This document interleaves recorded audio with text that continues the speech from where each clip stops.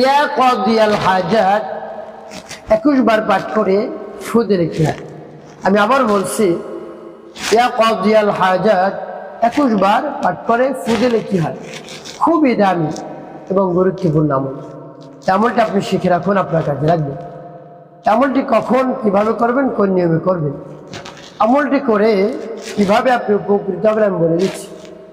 বিস্তারিত জানার জন্য, আমলটি শিখে রাখার জন্য ভিডিওটি না কেটে ধৈর্য এবং মনোযোগ সহকারে শেষ পর্যন্ত আপনি দেখতে থাকুন, তাহলে সঠিক নিয়মে আমলটি করতে পারবেন। ভাবেন আমলটি করতে আপনার টাকা পয়সা খরচ করতে হবে, অল্প কিছু সময় ব্যয় করলে হয়ে যাবে। অল্প কিছু সময় ব্যয় করে যখন আপনি আমলটি করবেন, আমলটি করে আপনি আনন্দে আত্মহারা হয়ে যাবেন যখন ফলাফল দেখে। ভাই বোনেরা, তাই আমলটি কখন কিভাবে করবেন, কোন নিয়মে করবেন, আমলটি করে কিভাবে আপনি উপকৃত হবেন আমি বলে দিচ্ছি।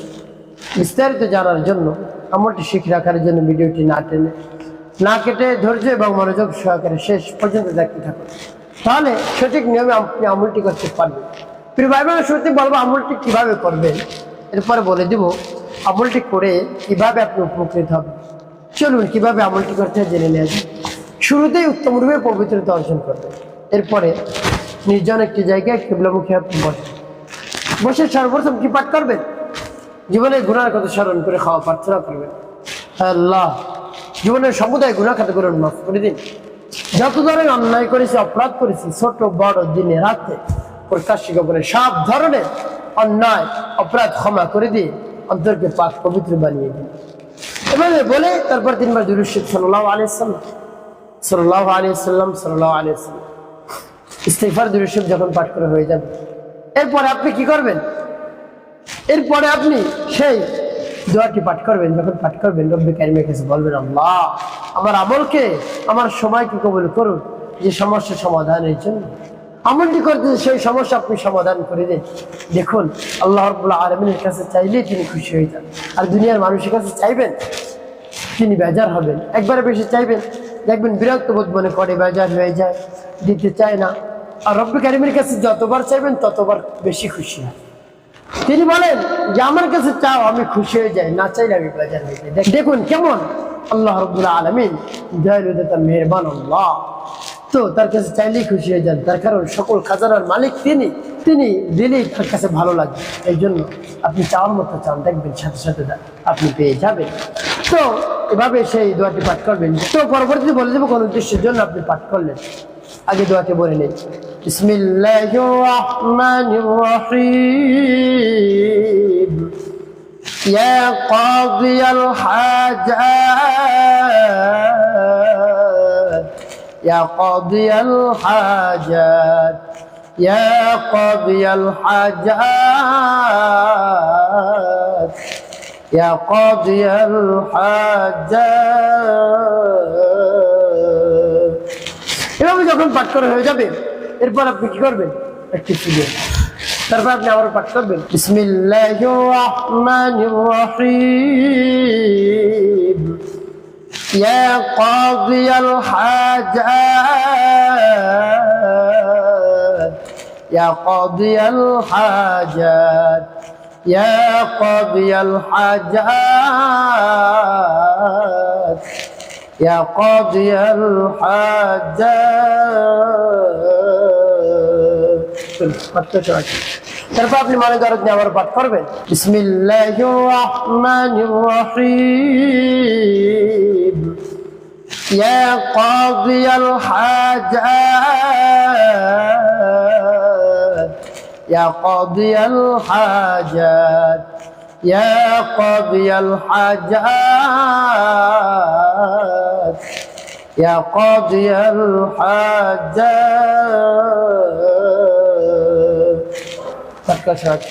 ভাই বোন, কতবার গুনে গুনে আপনি 21 বার পাঠ করবেন, 3টি ফু দিবেন। এরপর পাঠ করবেন, ইয়া যাল জালালি ওয়াল ইকরাম, ইয়া যাল জালালি ওয়াল ইকরাম, ইয়া যাল জালালি ওয়াল ইকরাম। যখন পাঠ করে হয়ে যাবে, এরপরে একটু শুনেন। সর্বশেষ নবীজি সাল্লাল্লাহু আলাইহি ওয়াসাল্লামের মহব্বত নিয়ে, ভালোবাসা নিয়ে আপনি 5 বার গুনি গুনি দুরূদ ইব্রাহিম পাঠ করবেন, একবার কম পাঠ করবেন।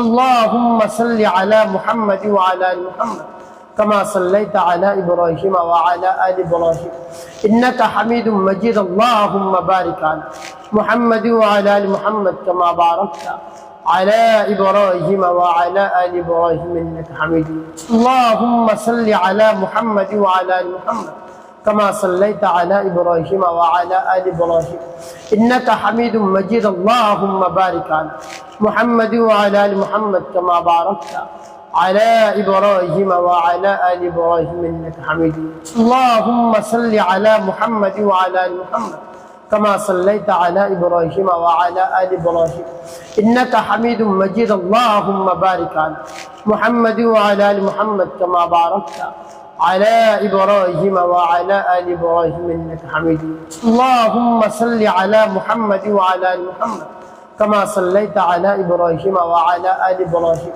إنك حميد مجيد. اللهم بارك على محمد وعلى آل محمد كما باركت على إبراهيم وعلى آل إبراهيم إنك حميد مجيد. اللهم صل على محمد وعلى آل محمد كما صليت على إبراهيم وعلى آل إبراهيم إنك حميد مجيد. اللهم بارك على محمد وعلى آل محمد كما باركت على إبراهيم وعلى آل إبراهيم إنك حميد مجيد. যখন পাঠ করা হয়ে যাবে এবার আপনি যেটি খুঁজে ভাই বোন, আপনার আমল ঠিকানা শেষ।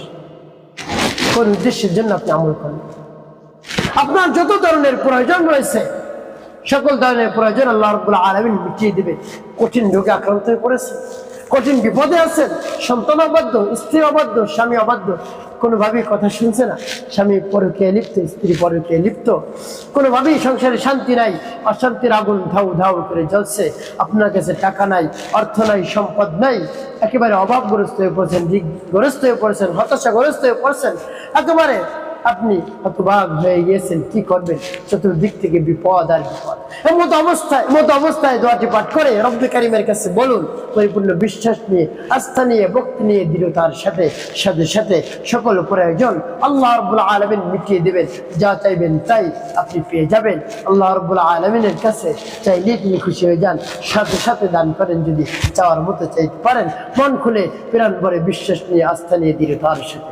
প্রিয় ভাই বোনেরা, সাথে সাথে ফলাফল পাবেন ইনশাআল্লাহ। একটি কাজ আপনার করতে হবে, 5 ওয়াক্ত নামাজ আদায় করতে হবে, মানুষের কল্যাণে খেদমতে কাজ করবে। অবশ্যই আপনার জীবন সুখময় হবে, শান্তিপূর্ণ হবে ইনশাআল্লাহ।